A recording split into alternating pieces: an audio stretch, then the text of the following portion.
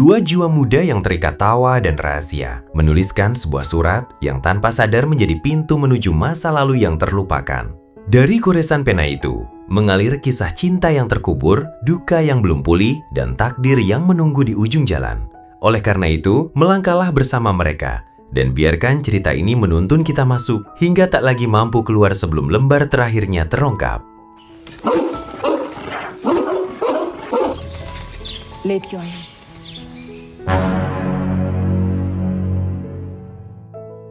Film dimulai dengan sekelompok siswi sekolah yang tengah larut membaca novel romantis sambil tertawa dan saling menggoda. Akan tetapi, suasana riang itu mendadak buyar saat suara suster menggema. Semua siswi panik dan berlari ke kelas, kecuali dua gadis yang tertinggal, yaitu Anna dan Ira. What's happening there? Girls, what are you doing? Suster membawa mereka ke aula upacara, dan sebagai hukuman, mereka diminta menyanyikan lagu di depan semua orang. Sontak saja, Anna coba memohon maaf, tapi suster menolak dengan dingin. Akhirnya Anna pun mulai bernyanyi, namun baru beberapa nada meluncur, suara tawa teman-teman mulai terdengar. Anna merasa tidak percaya diri, tapi Ira menggenggam tangannya memberi dukungan, sembari melangkah maju dan mulai bernyanyi. Sehingga Anna pun ikut bergabung menyanyikan lagu bersamanya. Anna dan Ira, dua gadis dengan dunia yang berbeda. Anna gadis pemalu dan tekun, sedang Ira pemberani namun suka menantang aturan. Setiap pulang sekolah, mereka bertemu Farun dan Neil, dua sahabat laki-laki yang selalu menambah warna hari-hari mereka. Di tengah tawa dan rencana kecil mereka, ada satu hal yang selalu mengusik hati Anna, yaitu rumah tetangga mereka bernama Maya. Wanita itu tak pernah keluar, tak pernah menampakkan wajah. Setiap kali melewatinya, Anna bertanya dalam diam, apa rahasia yang tersembunyi di balik pintu yang selalu tertutup itu? Mereka mulai berimajinasi, membangun kisah Maya dalam benak masing-masing. Ira berkata lirih, mungkin hatinya pernah patah sehingga ia tak ingin dunia melihat lukanya. Misik. Ibu Ira lalu mengungkap masa lalu Maya, kisah pilu dari 20 tahun silam. Ayahnya meninggal saat Maya masih kecil, dan sejak itu hidupnya dipenuhi luka. Pamannya memperlakukannya dengan kejam, lalu ibunya pergi bersama pria lain, meninggalkan Maya dalam sepi yang sunyi. Saat Maya sudah cukup umur untuk menikah, sang paman mengusir setiap pelamar demi harta yang diwariskan untuk Maya. Ia tak pernah tahu, hanya merasakan hatinya terus remuk hingga ia berhenti membuka pintu pada dunia. Saat pamannya wafat, orang-orang mencoba menyentuh hatinya, namun hati Maya telah lama terkubur dalam kesepian. Di sisi lain, di sudut kamar yang sunyi, Maya duduk sendiri, tangannya sibuk merajut kesepian menjadi boneka. Ruangan itu dipenuhi wajah-wajah diam yang memakai gaun hitam, mencerminkan hatinya yang telah lama gelap seperti dirinya. Sementara itu, Anna termenung, pikirannya tak lepas dari Maya. Saat telepon dari Ira masuk, percakapan mereka membawa satu kesadaran. Mereka berdua memikirkan hal yang sama. Kalau saja ada yang menulis surat cinta untuk Maya, mungkin hidupnya tak sekelam itu, kata Ira pelan. Mendengar itu, Anna tersenyum. Di antara tawa kecil dan harapan yang tumbuh diam-diam, tercetus ide sederhana namun lembut. Mereka sendirilah yang akan menulis surat cinta untuk Maya. Keesokan harinya, Anna mengunjungi tempat ibunya bekerja dan ikut menjadi relawan di sana. Suasana hangat berubah saat sang ibu mulai berbicara. Ia menasihati Anna bahwa Ira terlalu mendominasi, dan mereka harus lebih berhati-hati dalam bertindak. Ternyata diam-diam suster telah menelpon sang ibu, menceritakan kejadian sewaktu di sekolah. Kata-kata ibunya terasa seperti peringatan halus, bahwa tidak semua tawa remaja bebas dari konsekuensi. I know Ira तुम्हारी best friend है, बहुत ज़्यादा influence है. It's not like that, Mom. Not seeing it like that right now. Sepulang sekolah, Anna dan Ira larut dalam diskusi penuh semangat. Mereka membayangkan isi surat cinta untuk Maya. Anna ingin kata-kata yang lembut dan menyentuh, sementara Ira mengusulkan gaya yang lucu dan berani. Ide-ide mengalir, dan tanpa terasa malam pun datang. Dalam keheningan, Anna akhirnya mulai menulis, tulus dan penuh harap. तुम्हारे बच्चे होंगे, जैसे कि मेरे हैं. Keesokan harinya, mereka membeli perangko dari seorang pedagang tua, menambahkan sentuhan akhir, lalu dengan semangat memasukkan surat itu ke kotak Maya. Sejak hari itu, mereka menanti, tapi surat itu tak pernah berpindah, dan balasan tak pernah datang. Suatu malam, Ira menginap di rumah Anna. Tapi saat Anna terlelap, Ira diam-diam pergi. Tak lama kemudian, tidur Anna terputus oleh tangan ibunya yang mengguncangnya panik. Dengan napas terburu dan wajah cemas, sang ibu memaksanya untuk segera ke rumah sakit. Setelah diberitahu perawat, Anna segera berlari menuju salah satu kamar rumah sakit. Di sana, ia menemukan Ira terbaring. Sementara di sebelahnya, ada seorang wanita tua. Sebelum Ana sempat bertanya, Ira sudah bercerita bahwa beberapa jam lalu, ia diam-diam menyelinap ke rumah Maya, mencoba mengambil sebuah foto agar surat cinta mereka yang akan mereka tulis terasa lebih hidup. Tapi aksinya dipergoki pembantu rumah. Dalam kekacauan itu, mereka jatuh dari tangga. Ira pun mengakui bahwa Farun dan Nil membantunya, tapi ia merahasiakannya dari Ana karena takut. Bahkan agar tidak dimarahi ibunya, Ira justru memakai nama Ana dalam aksinya itu. Sontak saja Ana sangat kecewa, bukan hanya karena tindakan Ira, tapi karena ia tahu kepercayaan ibunya kini mungkin tak akan pernah kembali seperti dulu. Keesokan harinya, Ana dan ibunya datang ke rumah Maya untuk meminta maaf atas kejadian malam, karena yang ibu tahu Ana lah pelakunya. Sehingga sebagai bentuk hukumannya, Ana ditugaskan merawat hewan peliharaan Maya. Walaupun tidak bersalah, Ana tak sekalipun membantah perintah dari ibunya. Beberapa hari kemudian usai pulang sekolah, Ana bertemu Nil. Dengan wajah bersalah, Nil meminta maaf dan menyerahkan foto Maya, foto yang dulu ingin diambil Ira diam-diam. Ana menerima foto itu, tapi diamnya lebih tajam dari penolakan. Ia pergi tanpa sepatah kata pun. Anna, please wait. Just listen to me. What do you want? मेरे पास time नहीं है.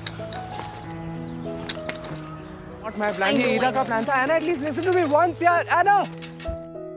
Hari itu, langkah Ana gemetar saat memasuki rumah Maya untuk pertama kalinya, disambut sunyi menggantung. Perlahan, ia berjalan mendekat, lalu mengembalikan foto itu ke tangan Maya. Maya menatapnya dalam kemarahan, seakan tak sudi melihat gadis itu berdiri di hadapannya. 3 hari kemudian, saat Ana kembali lagi ke rumah Maya, ia disambut 2 anjing yang berdiri di depan pintu.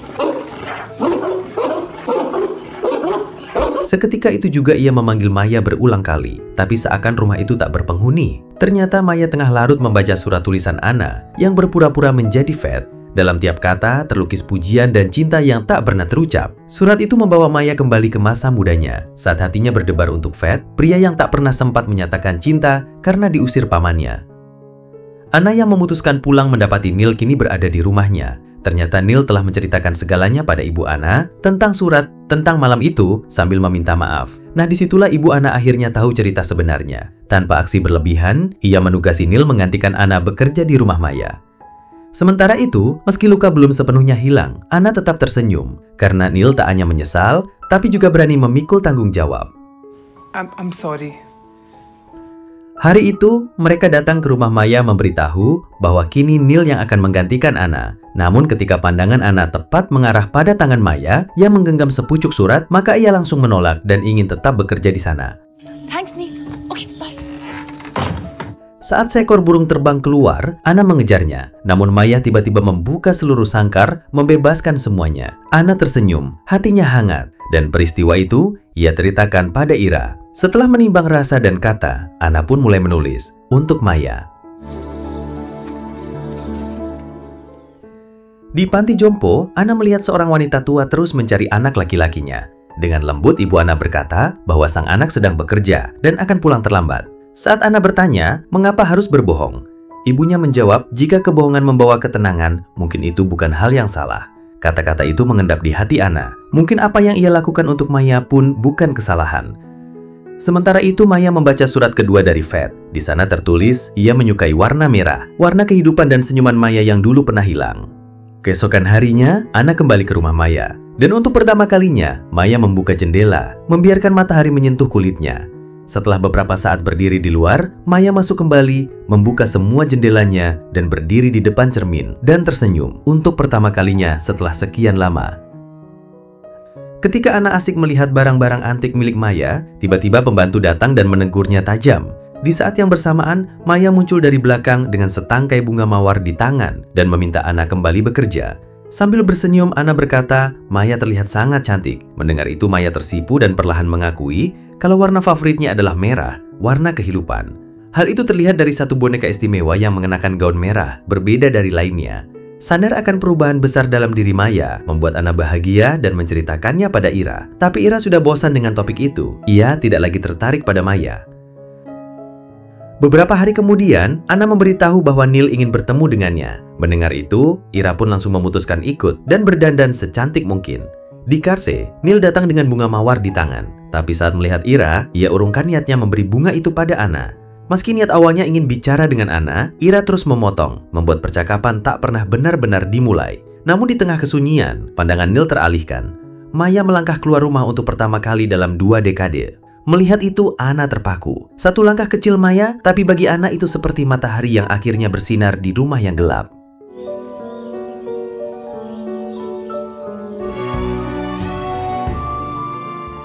Keesokan harinya, Anna menerima setangkai mawar merah dari Neil di sekolah, bunga yang seharusnya ia terima kemarin namun tertunda oleh kehadiran Ira. Di kelas, teman-temannya mulai berspekulasi, tapi Anna hanya diam. Yang mengganggunya justru adalah Maya, karena belakangan surat-surat cinta terus berdatangan, dan hatinya bertanya, mungkinkah Maya sedang jatuh cinta? Sepulang sekolah, langkah Anna membawanya ke rumah Maya, tapi suasana di sana mengejutkannya. Orang-orang tengah mengemasi barang-barang. Rumah itu telah dijual dan Maya akan pindah ke Delhi. Seakan tak percaya, Anna masuk ke dalam, menatap sosok Maya yang terlihat tenang dan bahagia. Ketika ditanya, Maya hanya berkata ingin memberi kejutan kepada seseorang di Delhi. Mendengar itu, Anna langsung menyimpulkan itu adalah fate dan berusaha keras membujuk Maya untuk tidak pergi. Tapi Maya hanya semakin bingung sementara Anna tak sanggup mengucap kebenaran yang menyakitkan. Just don't go. क्या हुआ? Dengan hati berat, Anna mendatangi Ira, berharap bisa berbagi beban rasa bersalah yang membakar dadanya. Tapi Ira bersikap dingin. Ia justru menyalahkan Anna atas segalanya, atas surat-surat yang membuat Maya kembali berharap. Namun Anna menjelaskan bahwa tak satu pun dari surat itu menyebutkan alamat pengirimnya. Nah, disitulah sebuah kebenaran terungkap. Ternyata, surat terakhir ditulis oleh Ira sendiri. Ia menuliskannya karena cemburu, karena tak mampu menerima kedekatan Neil dan Anna. Maka ia menorehkan alamat sang pengirim, sebuah keisengan yang mengubah hidup seseorang. Anna tak bisa menahan marah. Hanya karena satu surat, Maya harus menjual segalanya, meninggalkan rumah yang jadi dunianya selama 2 dekade demi seseorang yang tak pernah ada. Anna memohon agar mereka jujur pada Maya, tapi Ira menolak. Ia takut, bukan hanya pada Maya, tapi juga pada kebenaran yang akan menghancurkan mereka semua. Penolakan itu membuat perselisihan terjadi di antara mereka. वो अपना सब कुछ बेच रही है एक imaginary man के लिए इरा, वो तो एग्जिस्ट ही नहीं करता क्योंकि उसे तो हमने बनाया है. Salam keraguan, Anna pergi sendiri menemui Maya. Tapi saat ia melihat betapa bahagianya Maya, penuh harap, penuh cahaya, Anna tak sanggup mengucapkan sepatah kata pun. Ia pulang membawa beban yang lebih berat dari sebelumnya. Air mata tak henti mengalir, dan di malam itu, tubuhnya tumbang oleh demam dan duka. Ia tergeletak di lantai, tak sadarkan diri selama 2 hari.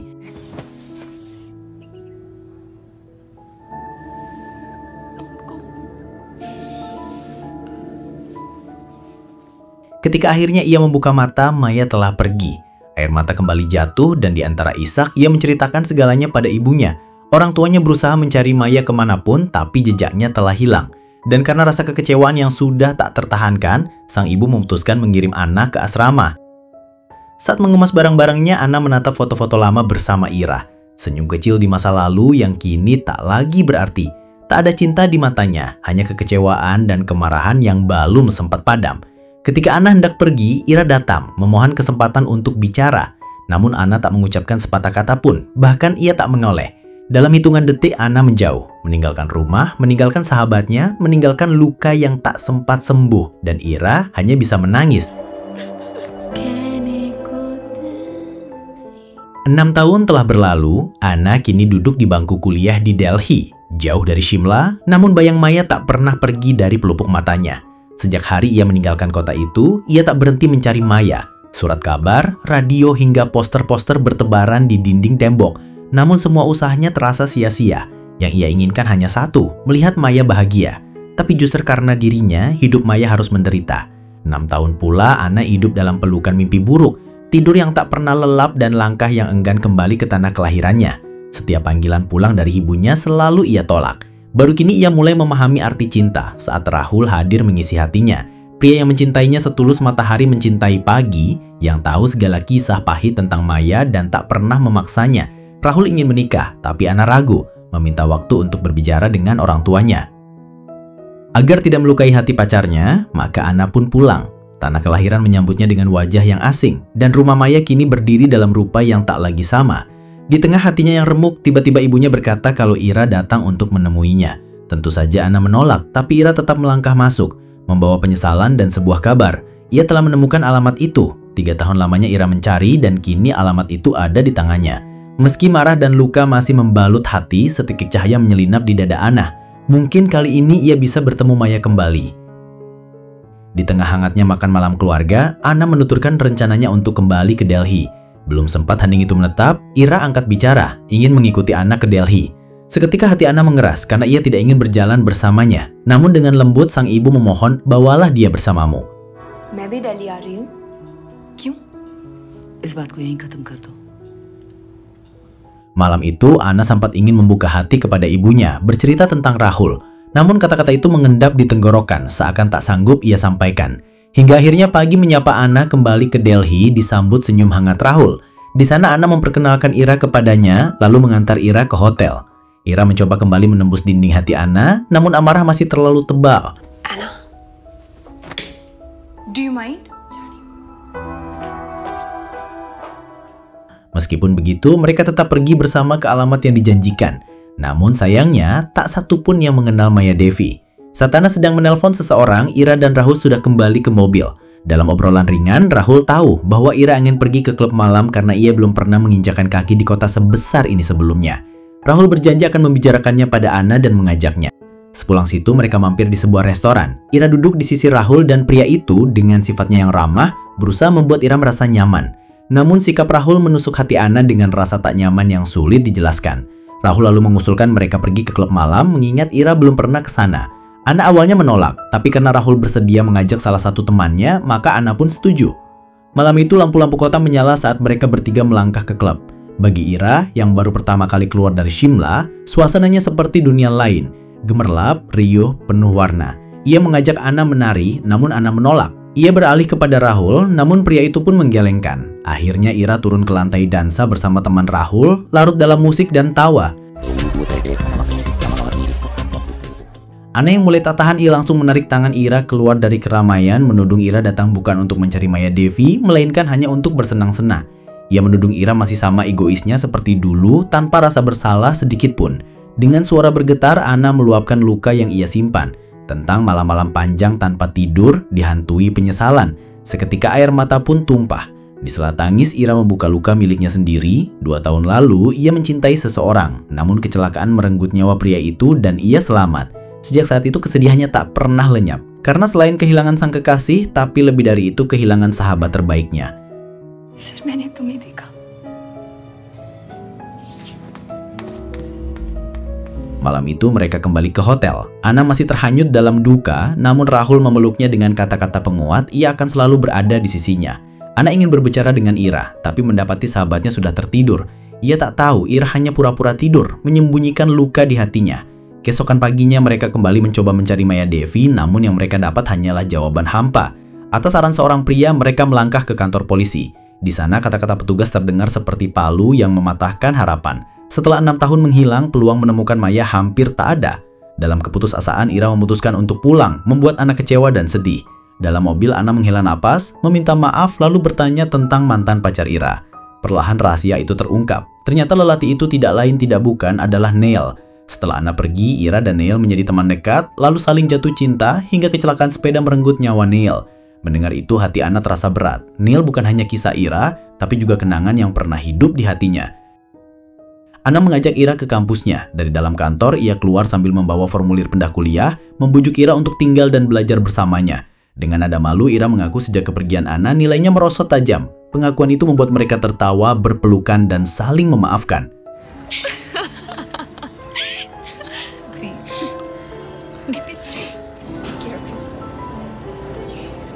Anna mengantarkan dia ke stasiun, namun sebuah telepon dari nomor tak dikenal menghentikan langkahnya. Dari percakapan singkat itu, Anna sadar, itu Maya Devi. Ia segera memanggil Ira turun dari kereta dan bersama menuju lokasi yang disebutkan, yaitu kebun binatang. Awalnya Ira mengira panggilan itu hanyalah gurauan tak berarti, namun ketika tatapan Anna terpaku pada sebuah peta kawasan burung, seketika pikirannya terbang menuju Maya, wanita yang dulu begitu mencintai makhluk bersayap itu. Tanpa ragu mereka pun bergegas menuju lokasi. Mereka menelusuri beberapa sudut area namun tak menemukan siapapun. Anna mulai merasa bahwa penelpon hanya mempermainkan perasaannya. Hingga di tengah langkah yang hampir menyerah, mata Ira menangkap sosok yang tak asing. Ia memanggil Anna dan setelah diperhatikan dengan seksama, wanita itu ternyata adalah Maya Devi. Maya Devi है। उसको तो ठीक है। Anna? Di balik senyum, Maya Devi bertanya tentang poster yang mereka sebarkan. Lalu ketika ditanya apakah ia telah menemukan cintanya di Delhi, ia tersenyum lembut dan berkata, "Iya." Jawaban itu membuat Anna dan Ira terdiam, karena mereka tahu Ved tak pernah ada. Maka, Maya mulai menuturkan kisahnya. Bagaimana ia datang dari Shimla ke Delhi, kota asing yang awalnya terasa dingin. Di hari pertama, ia mendatangi sebuah rumah dengan alamat yang tertera di surat, namun penghuninya bukanlah Ved. Untungnya, seorang pria baik hati menawarinya tumpangan di wisma milik pamannya. तब भी हमारे रिश्ते को कोई खत्म नहीं कर सकता. घबराना मत. बस अपनी आंखें बंद कर लेना. Keesokan harinya, dengan hati yang sedikit lebih berani, ia menjelajah kota. Ia singgah di sebuah warung makan, memesan banyak hidangan, dan membungkus sebagian untuk dibawa pulang. Tak lama berselang, pemilik warung memanggil dan mengembalikan dompet yang tanpa sengaja ditinggalkan Maya. Setelah melihat semua uangnya masih utuh, tip kecil ia berikan, lalu ia melangkah pergi dengan hati yang lega. Hari demi hari, Maya tumbuh percaya diri. Ia berbelanja sendiri, merasakan hujan pertamanya, berdandan seperti ibunya sambil tersenyum bahagia. Kini hidup mulai ia jalani dengan caranya sendiri.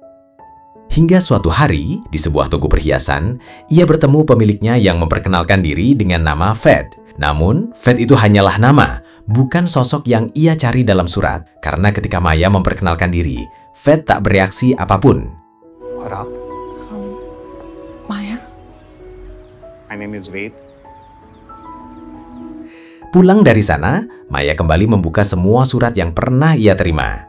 Meski hatinya perih, senyumnya tak pudar karena mungkin yang ia cari selama ini sudah ia temukan. Di tengah sedang asyik bercerita, tiba-tiba suara mungil memanggil Maya dengan sebutan Mama. Anna dan Ira sontak berdiri terkejut, dan tak lama berselang, seorang pria datang memperkenalkan diri sebagai suami Maya. Ternyata, sejak pertemuan pertamanya dengan Ved, hubungan mereka tumbuh dekat, hingga ia menerima lamaran Ved, menikah, dan mengadopsi seorang anak. Melihat kebahagiaan Maya, Anna dan Ira merasa bangga. Seketika beban 6 tahun lamanya runtuh dari hati mereka. Maya yang penasaran, lalu bertanya alasan Anna mencarinya. Tapi Anna hanya menjawab, semua hal itu sekarang sudah tak berarti lagi. मेरी बात ध्यान से सुनो आगे जो कुछ भी हो तुम्हारी जिंदगी You girls. Dan film berakhir saat Anna menerima lamaran Arjun. Sementara Ira menelpon ibunya, memutuskan pindah ke Delhi untuk tinggal bersama Anna sahabatnya. Kini dua hati yang dulu terluka bisa tersenyum dan tertawa bersama. Sekian dan terima kasih. Semoga hari-harimu selalu dipenuhi warna.